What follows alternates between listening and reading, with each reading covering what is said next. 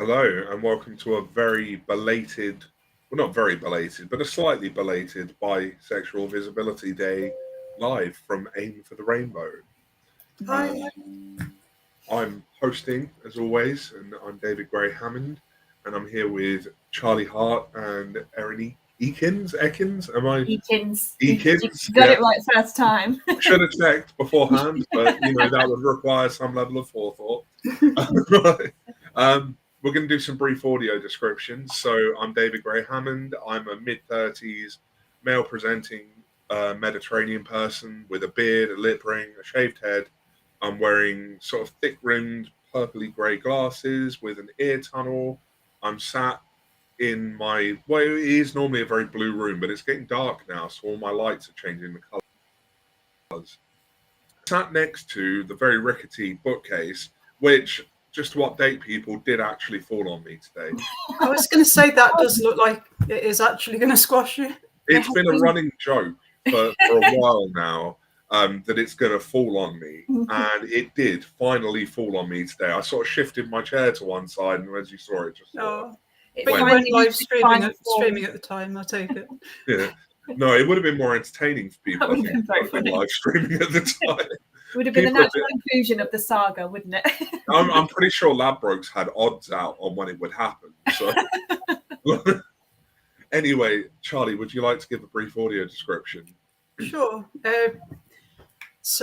My name's Charlie Hart. I am a 40-something female presenting woman with shoulder-length blonde hair and hazel eyes, wearing a colourful graffiti printed dress with a big countryside mural behind me with a rainbow. Thank you. And Erin?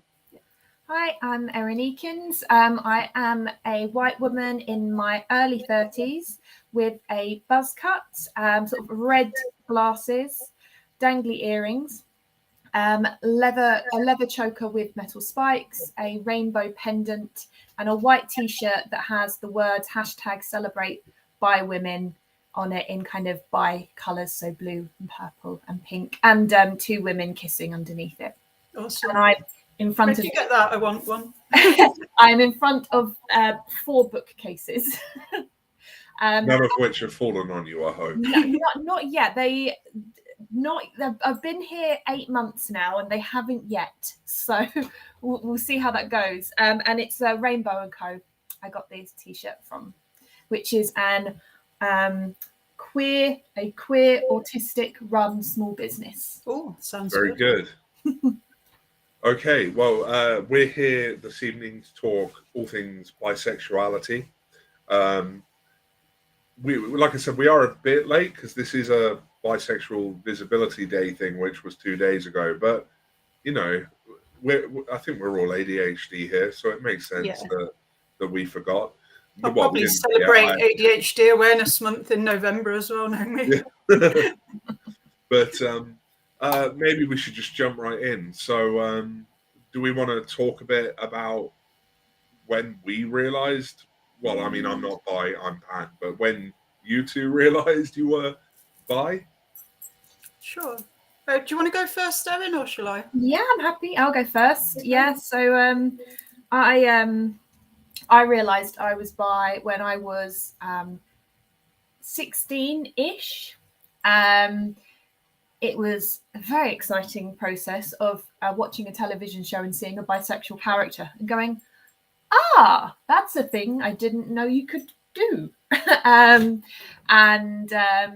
kind of being introduced to the concept of being attracted to more than one gender, which wasn't something I'd ever been exposed to, just from that character in that TV show. Which obviously led me to Googling things, which led to me going, that's me. I've played around with a few identities over the years. I mainly go by queer now, just because I love the word queer. I love everything about queer, but I still identify as bisexual. I've been very proudly bisexual for 15 years. And yeah, so that's my story. That's where that came from. Fantastic. And Charlie? So I'm going to be demonstrating now just how much older I am than Erin, I think. When I was at school, I was always equally drawn to people of any gender. It was always individuals. But I didn't really realise that that wasn't the same for everybody until I was in my teens and people were dating and there were boyfriends and girlfriends. And yeah, there was no visible representation at all at school of anything other than heteronormative relationships. But when I was 16, I watched Bram Stoker's Dracula, and Winona Ryder turned me bi. Yeah. Now I had a conversation with my boyfriend at the time, who was a fair bit older than me. I think I was 16; he was about 25. But he said to me, "Oh, that's called being bisexual. You're watching a film and you're attracted to the female character as well as the male one. You're probably bisexual." I hadn't really thought about it like that. There wasn't Google. I couldn't Google anything in those days. So yeah, it's Winona Ryder's fault, and I still would now. But I just thought it was the same for everyone until then. And I went for a sixth form residential trip to the Lake District when I was about 17, and there we played a game of truth or dare, and people asked about if they asked girls if they'd kissed other girls and things like that, and it came out that I was bi. And I kind of expected people to think I was a bit cool and edgy, or to say, "Oh yeah, no big deal, me too." But what I wasn't prepared for is a lot of probing questions and then really feeling othered. I already felt weird and different. I was already picked on for being unfashionable and square. Obviously, then I had no idea I was autistic, but I was already an oddball. So to me, then it was just something that made me feel even odder. Then when I went to university, I joined the LGBT society, and it never occurred to me that there's a community there where people can meet each other and feel different and not all that weird together, rather than just like everyone else or the odd one out. So yeah, it's been a bit of a rocky journey, because I've had times where I haven't been open about being bi because I've feared discrimination and, more likely, just being misunderstood. It's hard to make friends anyway when you're autistic. And I've just found that being bi has made it harder for me to make female friends, because too many women have misinterpreted my intentions towards them because they know I'm bi. But now I'm a out and proud bi role model, and the pride is just growing, and it's a big part of my identity now. What you said about being cool and edgy, because I think that's something that gets leveled at you a lot. And I'm like, there was no fear that me coming out as bi was going to make me in any way cool or edgy, because I just was fundamentally a massive dweeb. So I think you're cool. I was never going to be cool or edgy, and being bi didn't suddenly make people think I was cool or edgy. I was still the nerd who didn't really know how to socialize with people. So I was always a square, but I had this thing where I thought, bullies that call me square, if I do something that seems daring, they'll realise I'm not a goody two-shoes and they'll leave me alone. And how wrong was I? Really glad to see things seem to be a bit different for my daughter's generation, where it does seem to be a bit cool to not be like everybody else. So obviously Aim for the Rainbow is all about the double rainbow. So we're talking, neurodivergent and queer. So I guess I'm interested in your thoughts on what do we think might be unique about being autistic and bi? And, perhaps, I think, Erin, you might have mentioned you had some statistics on the number of bisexual people in the autistic community. I'd be interested to talk about this a bit. Yeah, I'm happy to say I have them on a post-it note. I'm desperately well prepared. But it depends what study you look at. Well, I've only got two, but I know there was a study by Cambridge University in 2021 that looked at kind of sexuality and sexual behaviours in autistic people.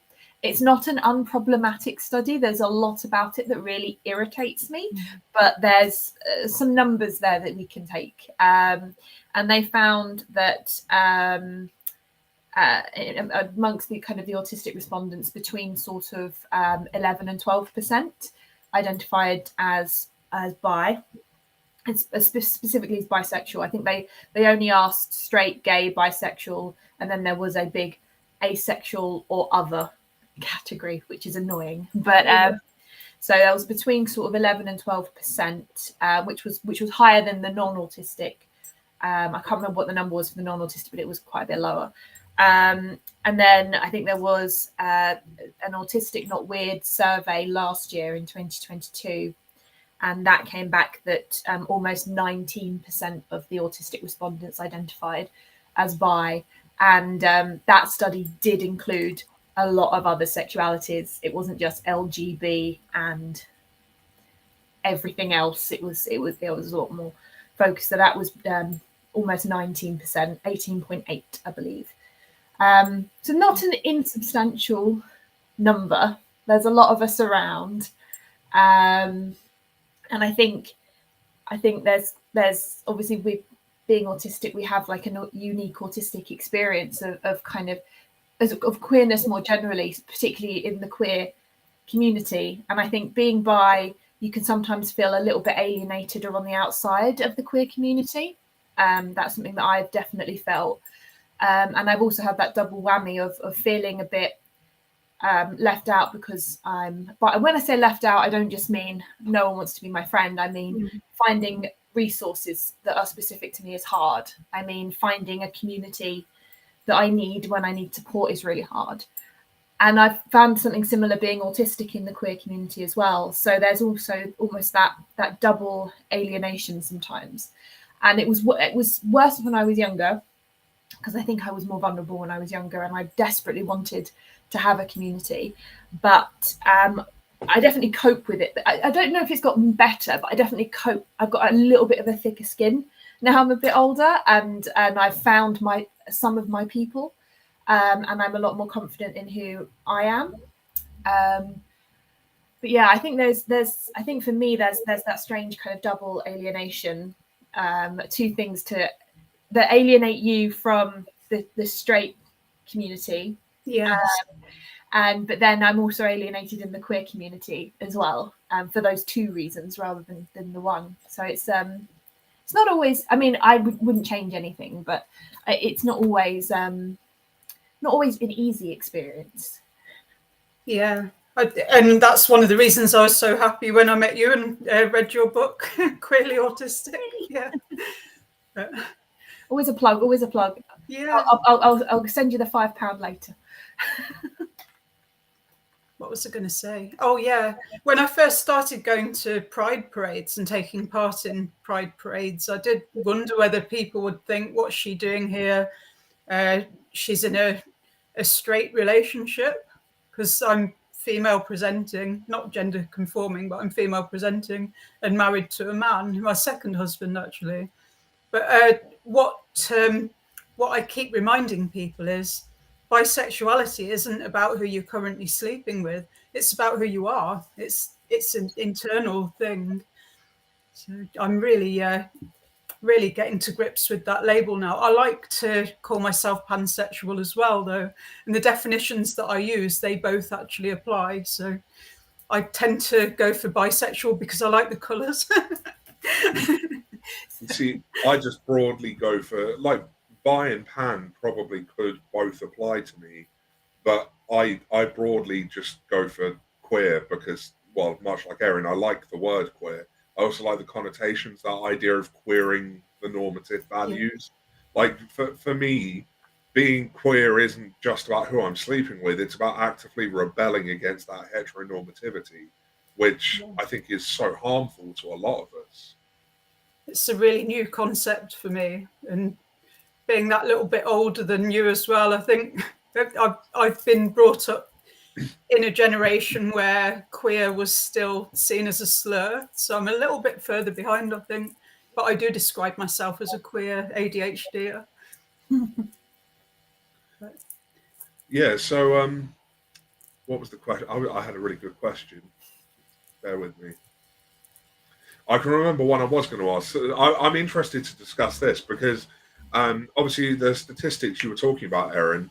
You were talking about the fact that they looked at sort of straight, gay, bisexual, and then broadly other, and they had this 19% for bisexuals. And I was thinking, whilst you were saying it, if they'd have broadened the selections there, and when you think about asexuality, you have to start thinking about the split attraction model, the fact that you can have sexual and romantic attraction as two separate things.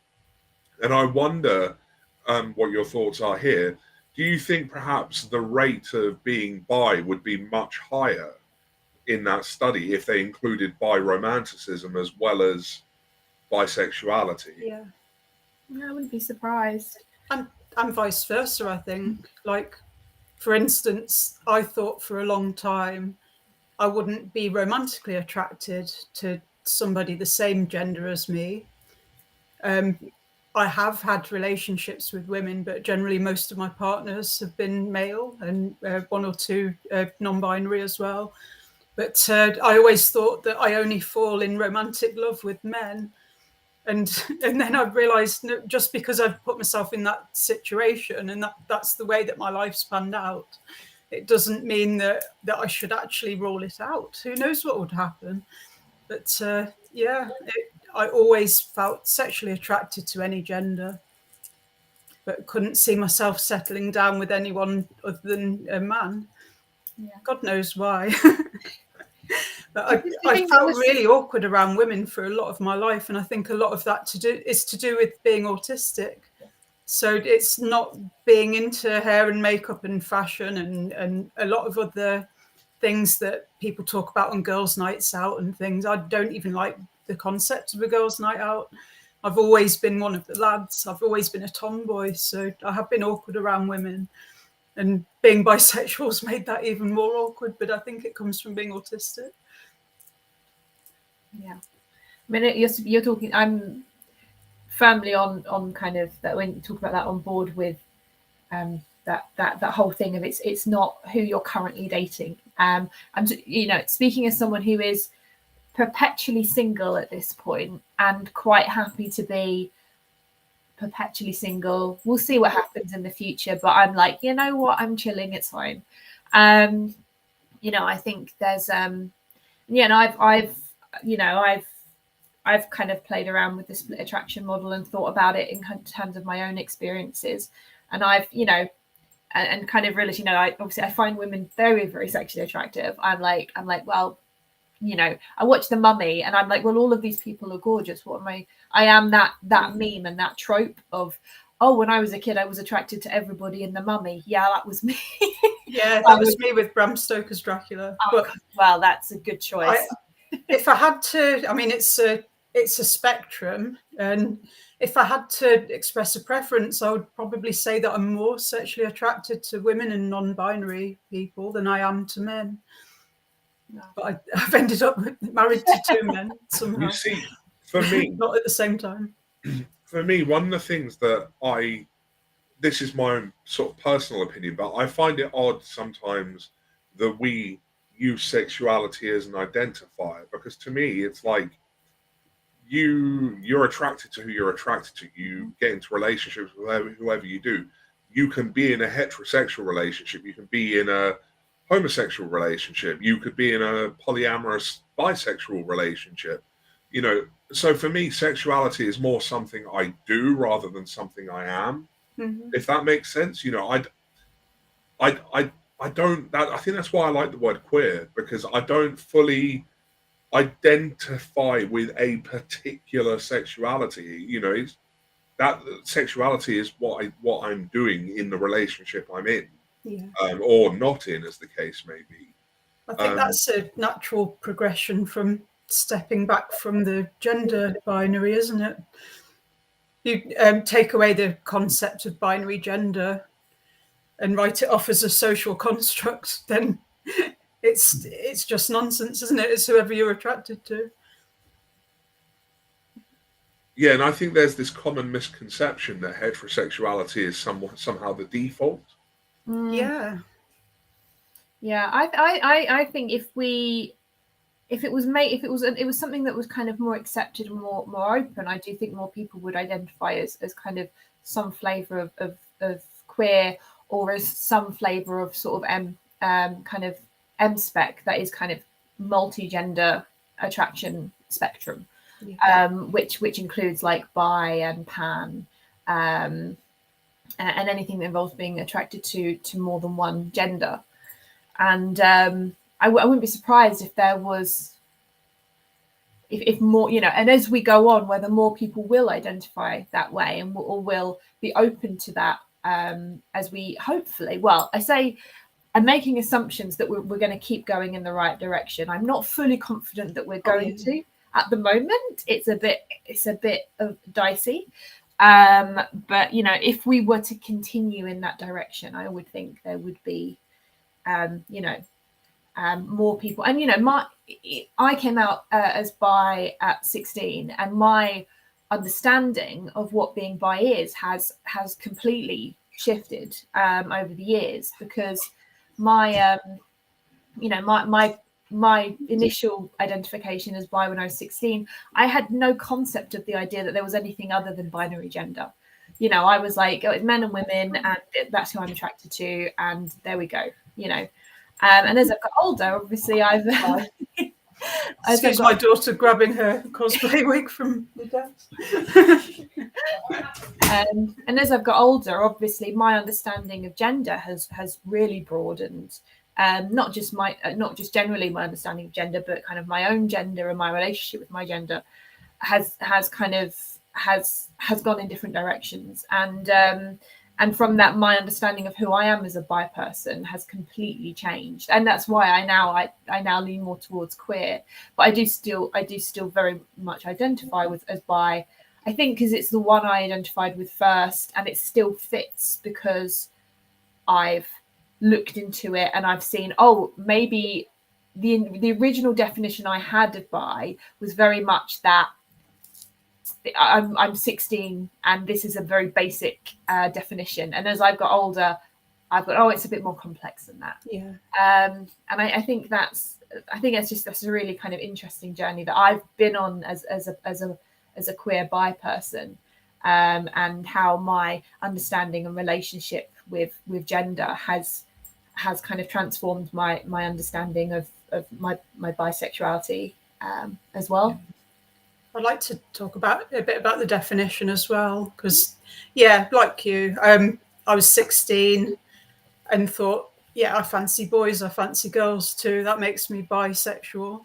But then, since discovering about non-binary and gender fluid identities in the trans community, I realised it's not that simple. But if you actually look at the Bi Manifesto and other documents from long ago from that community, it's always said it's regardless of gender. Mm-hmm. And more recently, to try and address an issue that people think it's trans exclusionary, which it isn't anyway, they've put 2 or more genders in the definition, which sounds kind of clunky. But I read a definition that said the bi, as in 2 from the Greek etymology, it's because it means the same and different. So I swing both ways, because I'm attracted to people that are the same gender as me, and also people that are different gender from me. So since I found that out, so we're learning all the time, but since I read that definition, I've lent more towards the bisexual label than the pansexual one. But it does equate to pansexual as well. I really don't care what gender people are if I fancy them. It's a physical reaction, almost a chemical reaction maybe, but it doesn't come from working out who they are as a person and what gender they identify with and then saying, oh, I can fancy them or I can not fancy them. It certainly doesn't work like that. So bi and pan for me. But the colours though. My husband is in a Britpop band, and I went to his gig on Saturday, definitely Britpop. and he'd bought some red, white, and blue lights, disco lights, because it's a Britpop band. And the way the colours merged together, it was pink, purple, and blue. So I was super visible on Bisexual Visibility Day with bi lighting and everything. I think something to say on the definition, as kind of, there's a fluidity around words. There's, you know, we know that there's a fluidity around words, and I think, while I'm very much like, I feel like I could identify as pan, but I've decided to stick with bi. Other people obviously feel differently. Yeah. And there's other people for whom that actually the demarcation, that's a long word, Erin, well done, it's very late. The kind of that the difference between bi and pan is actually very important. You know, there's kind of, when we kind of talk about the difference between bi and pan, for some people there isn't in there, you know, but for others it can be that bi means attracted to more than one gender, but not necessarily all genders. So there might be some bi people who identify as bi because they're attracted to more than one, but they don't identify as pan because they aren't attracted to all genders, or gender plays a part in their attraction. It's not regardless of, and then obviously people identify as pan, it's kind of attraction regardless of gender. So I think it can be really you know, it's really interesting that obviously there's a real fluidity of language for individual people, where, you know, I think for me, I you know, bi is my identity, but I feel a real affinity to pan as well. And for other people, it's very much it's that this is actually the difference between the two is very important to me, and this is why I'm one and not the other. And so I think that's still figuring it out from what you're saying then. There's individuality. Gender plays a part in it. If I'm saying that I'm generally more attracted to women than to men, but it just might be that there's more attractive women out there. And I think it's the difficulty with words, isn't it? There's the, you know, what an identity, and something that I do say in my book is, you know, that what's important is you finding an identity that works for you and defining that identity for how it works for you. Because I mean, if we're going to come up with incredibly strict definitions and say, no, you can only identify as this if you meet these 17 criteria, that's not queerness. That's the antithesis. That's a right turn off for me. That's not, that queerness is about getting rid of that. And I think, you know, so everybody's sort of interpretation of their identity and the words around their identity is really important to take into account.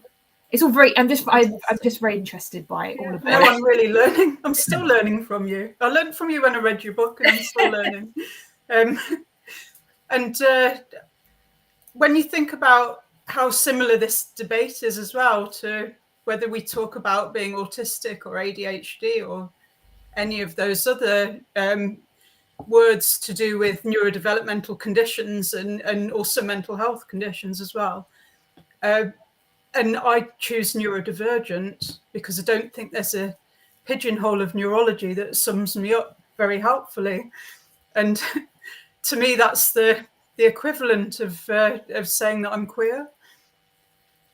This is the thing, though, isn't it? Is when we start setting criteria for what you identify as, it becomes identity politics. And you start getting sort of exclusionary thinking and things like that.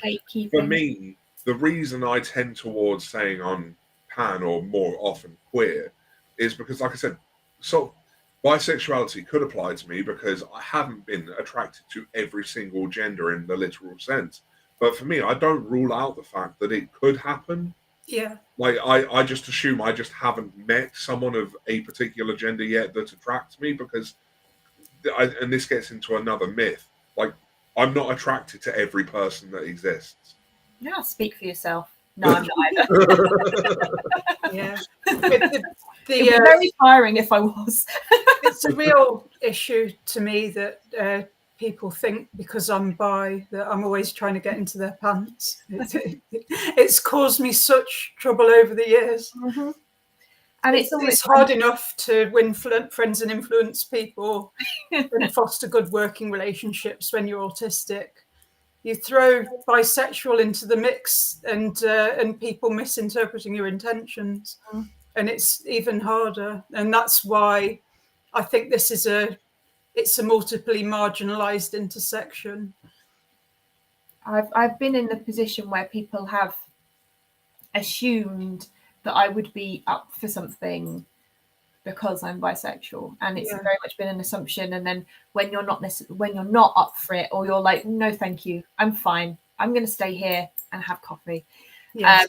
There's almost but you're bisexual, you know, like it invalidates you being. I've been in that very weird position of kind of that being the insinuation, and it's very you know, it's and I think that feeds into, you know, not to get bleak and morose about the whole thing. It's you know, I think that really feeds into the quite bad kind of rates of abuse that the bi community faces, particularly by women, but by people of every gender.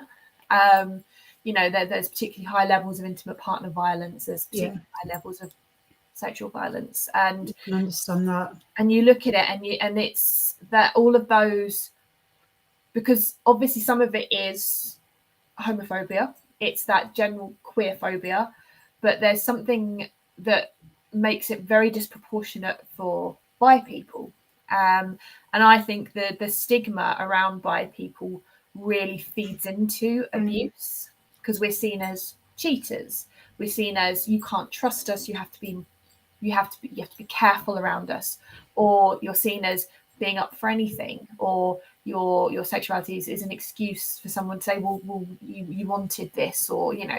So I think that the kind of the biphobic stereotypes really feed into kind of, it's not just, oh, someone thinks something about me that's not true. Actually, I think it feeds in a really material way to real issues that the bi community faces.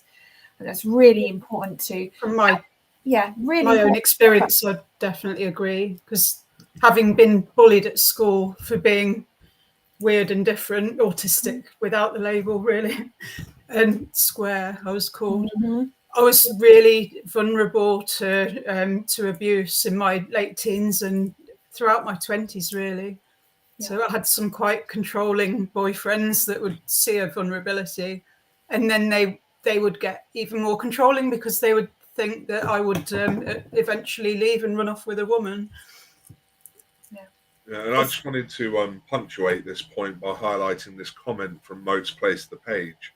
Queer, bi, pansexual does not mean no personal boundaries.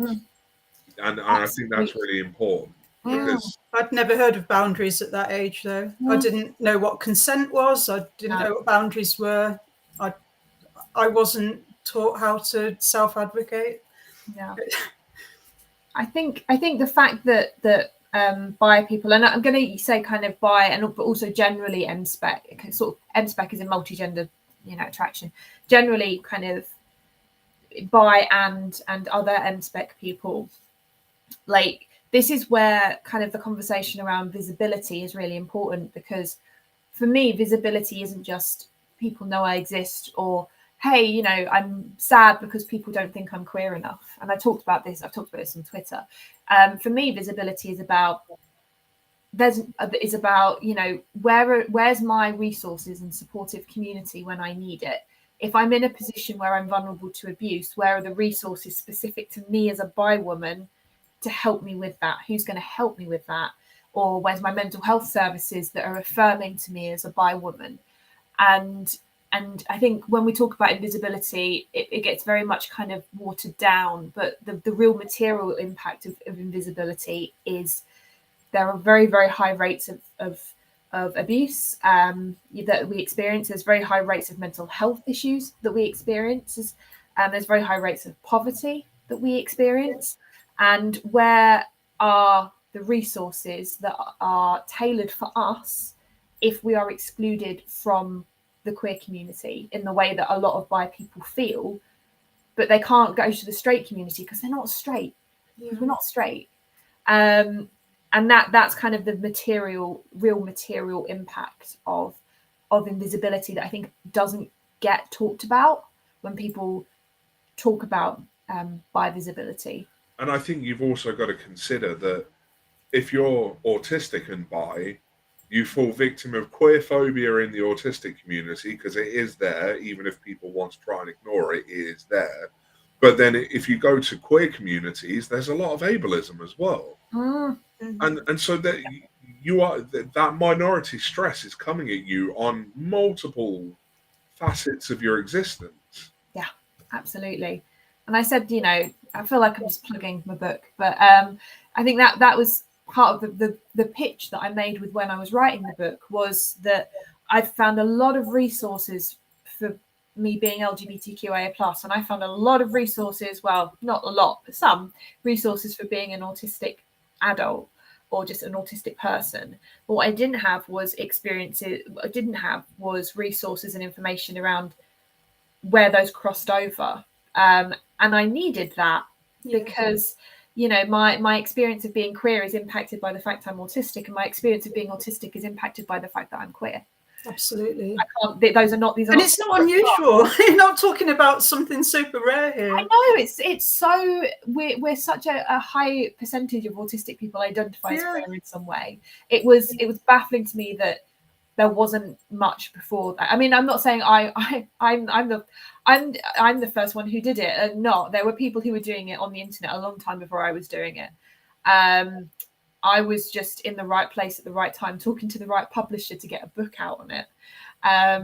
But there were people like the Double Rainbow in Texas, I think. That's Twainbow. Yeah. That's the one, yeah.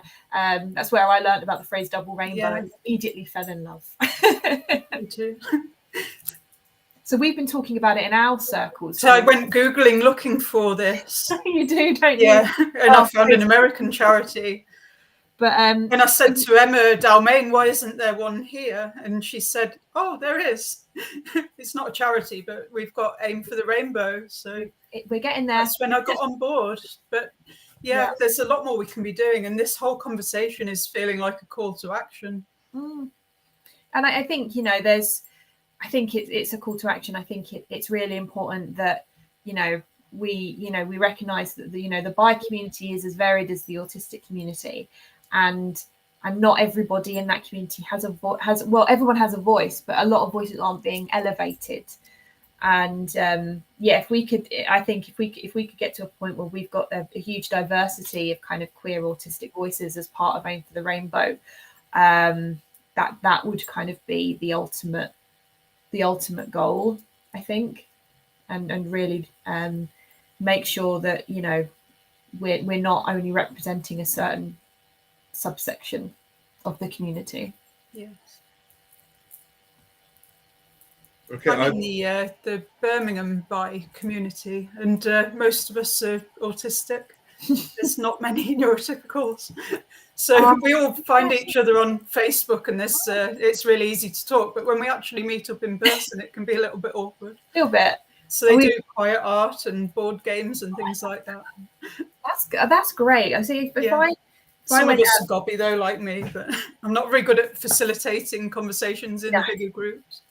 If I was going out, I think that was an issue that I faced at university. Was I was like, right, I'm going to university. There's queer stuff in the city I'm going to.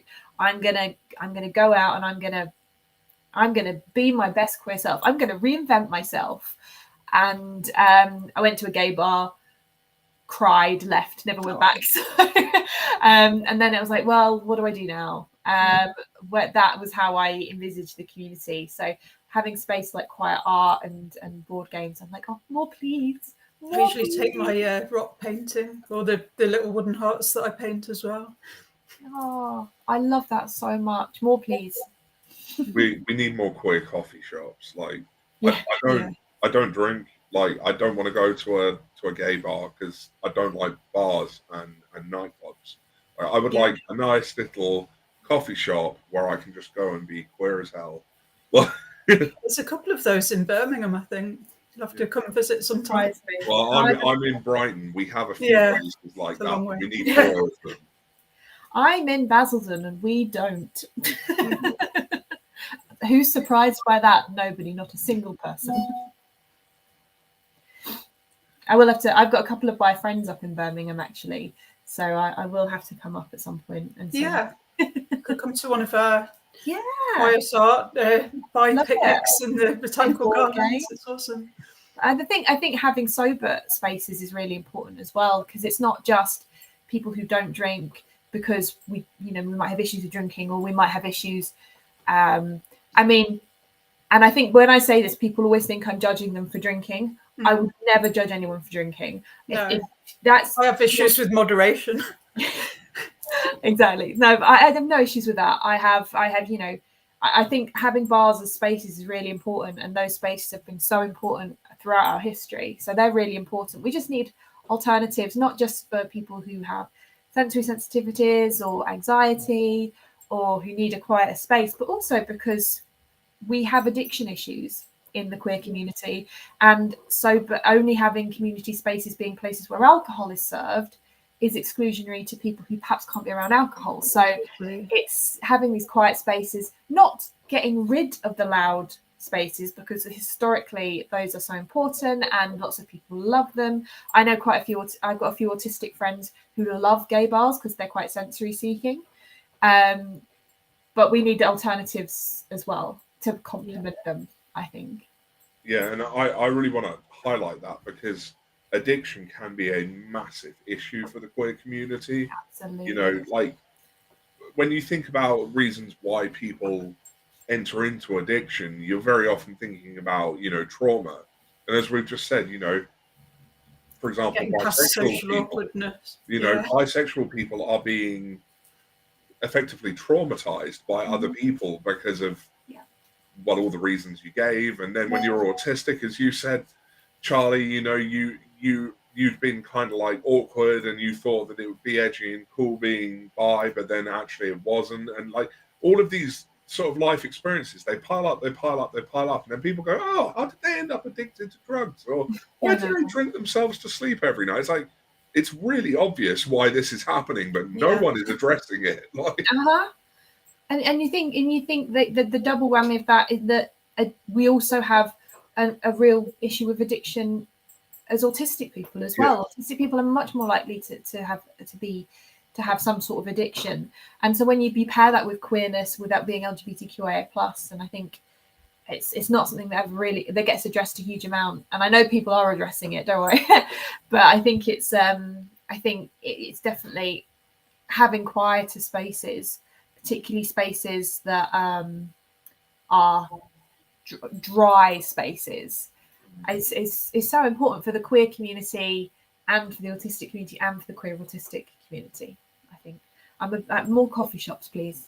More bookshops. I love a bookshop. I love the picnics at the botanical gardens.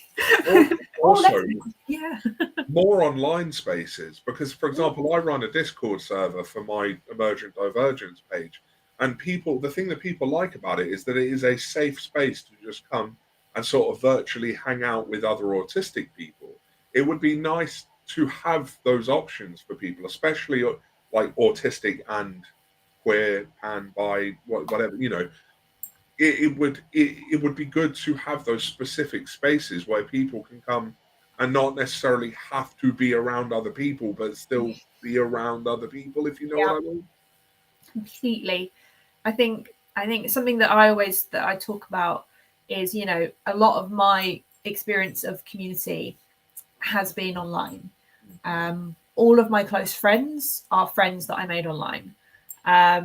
Everything I've most experiences I've had around the queer community and the autistic community is online. And obviously, sometimes when I talk about that with younger people, I have to be very it all has to be caveated, and rightly so, with, you can find really important spaces online, but also be really, really careful. So to have more safe spaces, you say, like a Discord server that is safe. And I think that's really important for people. I think having curated online spaces that are safe and we can direct people to them and say, we know these are safe, is really, really important. And we need more of that, I think. Yeah, absolutely. I feel quite emotional now. Yeah. It just, when we talk about this, it just really brings it home to me how multiply marginalized we are, and how many people are lonely and on their own and not getting the support they need. I think sometimes we become so accustomed to being marginalized that we almost forget we're marginalized, because it just becomes like internalized and normal, doesn't it? And it's like, oh, well, yeah, you know, I'm excluded from everywhere, but isn't everyone? Like, yeah, because my husband and my kids are here, and they're open-minded and quirky and queer as well. So it's like, I forget there's people out there struggling unsupported. I think someone made a really good comment, or made a really good point about a tweet I did about, and I'm still calling them tweets. They're not posts. Yeah. Never happening. It's tweets. Definitely. The tweet I made around the material impact of invisibility that people weren't taking into account. And someone made a really good point that even though, even just the basic, oh no, they don't think I'm queer enough, that can have a really devastating impact on your mental health. And that is a material impact. And that the loneliness that comes with that, because you don't fit into straight or cis allo het spaces, and then you try and reach out to the queer community and you're excluded or you're made to feel uncomfortable, and the toll that the loneliness that creates makes you vulnerable. And I experienced this at university. I made a friend at university, and I was so desperate for a friend in the community that I clung to this person who liked me, and it actually turned into quite an abusive friendship that actually left some quite deep scars. And it took me a really long time to get out of that. And the fact that I was very vulnerable was because I was lonely, because I felt excluded from the community. That's a very, very real life material impact that these people don't see me as part of. These people don't see me as part of I don't have a community that can actually have. So I think that's having community spaces, even if they're online spaces, even if they're Discord, it's so much more important than gets given credit for, I think. So much more I could have really done with it at that age. Yeah, so could I. Something that really stands out for me is that, like, I get a lot of imposter syndrome trying to access queer spaces. A lot of it comes from the fact that I am het passing. Like, I can pass for heterosexual. I've got a young son with a woman, you know, and so people just assume I'm straight, but I'm not. But because people assume I'm straight, I worry that, you know, as I enter a queer space, are people going to think I'm a heterosexual person infringing upon their queer space? Do I really belong here? Am I going to make people feel unsafe? And inadvertently, I then feel unsafe. And, you know, I think there needs to be more discussion about this thing where people, because I think some people almost make out that it's good to be het passing and that it gives you some privilege, which it does in a sense, because there can be a safety that comes from people not assuming you're queer. But also the imposter syndrome that can come with it can be really harmful to your well-being. It's a very nuanced conversation to have, because I think, you know, obviously there are bonuses to being het passing, but at the same time, if part of that het passing is you having to repress a part of yourself and being in the closet, that causes damage. And I always use as an example my mum's gay. My mum didn't come out until she was 50 years old, and she was in a relationship with my dad for 25 years. And throughout the whole time, she was completely het passing, because she's still relatively het passing, whatever that means these days. But and that provided her with safety, but she was also closeted, and that's so damaging. And I think there's a real nuance to that conversation. I think there's some privilege there, but that privilege, I think it's like the masking conversation, that not everybody can mask, and masking provides us with a level of safety that people who can't mask don't get, and that is a privilege. And but it comes at a cost. But it does come at a cost as well. And actually, if we just made it so we didn't have to do that, everything would be great. Yeah.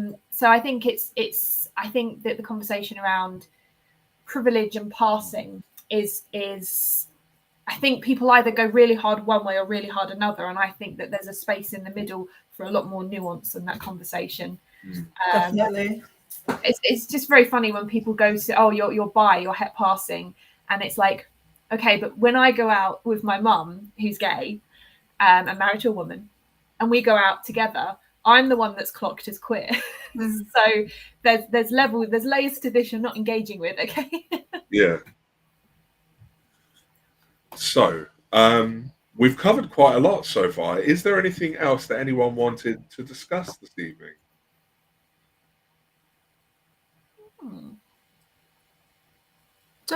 I can't think of anything unless there's anything in the chat.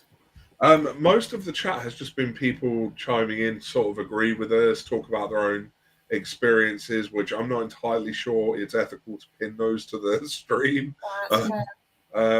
You know, Bobby is there in the comments, and they have they've mentioned how you know, back in the 80s they were ostracized from straight and gay places, which we've been talking about.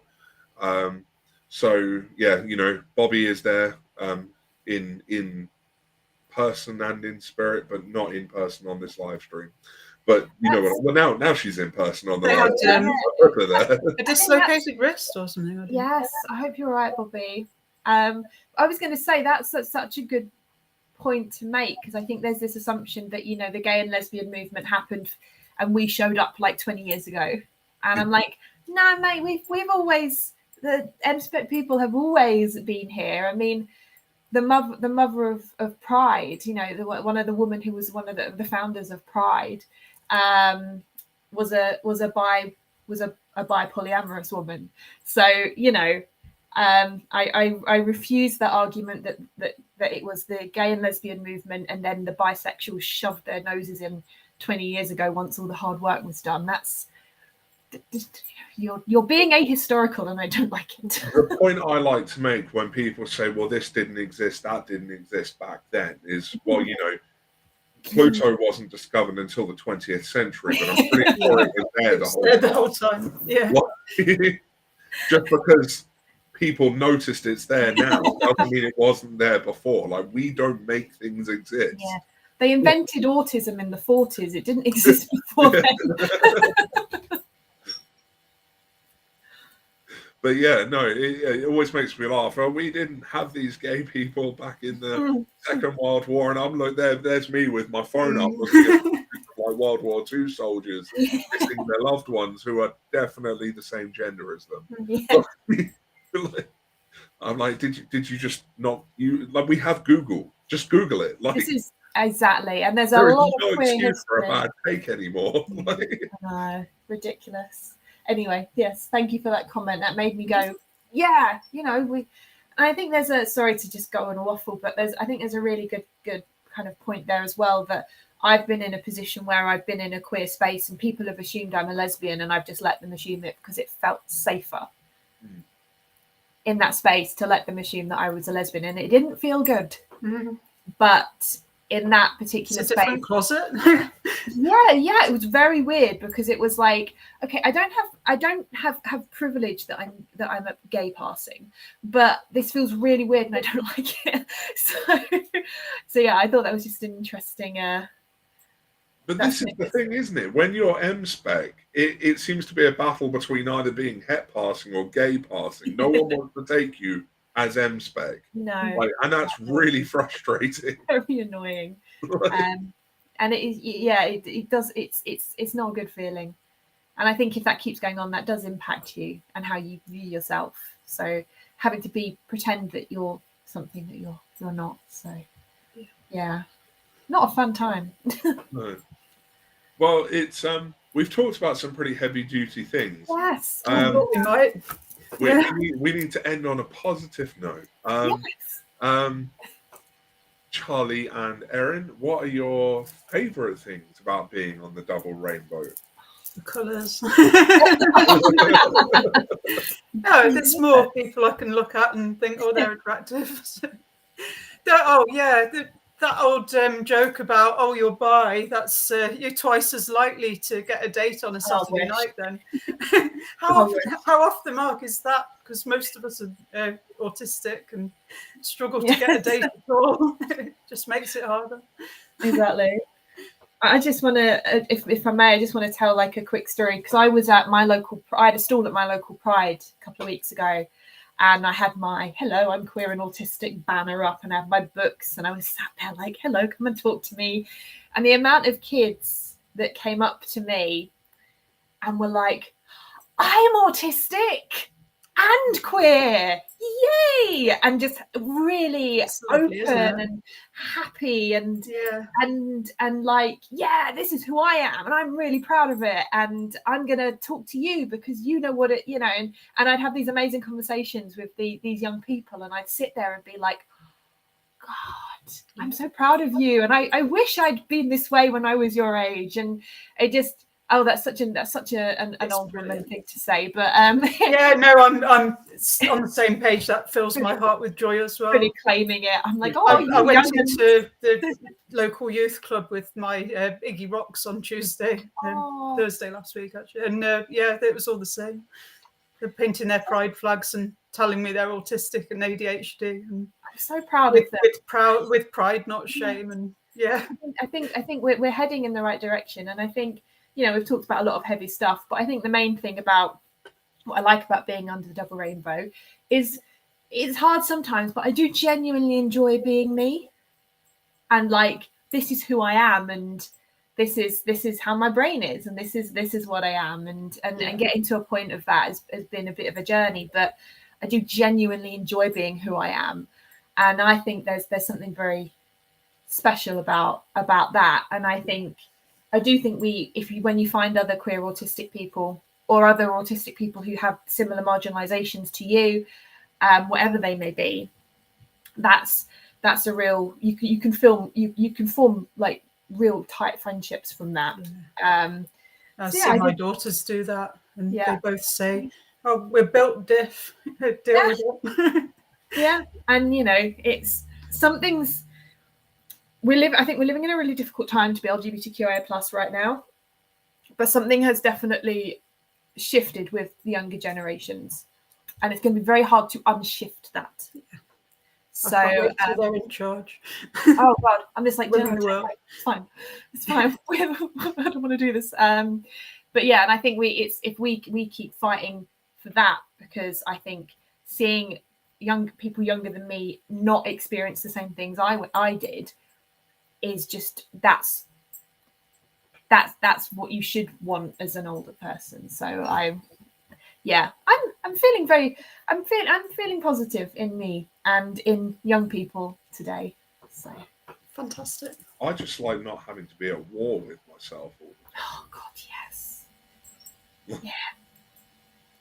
Yeah, absolutely. And the rainbows are lovely. They are. They're very, very good rainbows. It's like in terms of symbols, we've lucked out on that one because it's a very nice one. Yeah, well, as you might have noticed from the layout of the stream, I've got a bit of a thing for rainbows. Me too, as you might notice from the office wall. Yeah. I was just thinking, well, I'm wearing one, so that'll do. And I do have some Disney ears somewhere. I can't find them, so. Oh look, thanks to Bobby, I can fit even more rainbows on the screen now.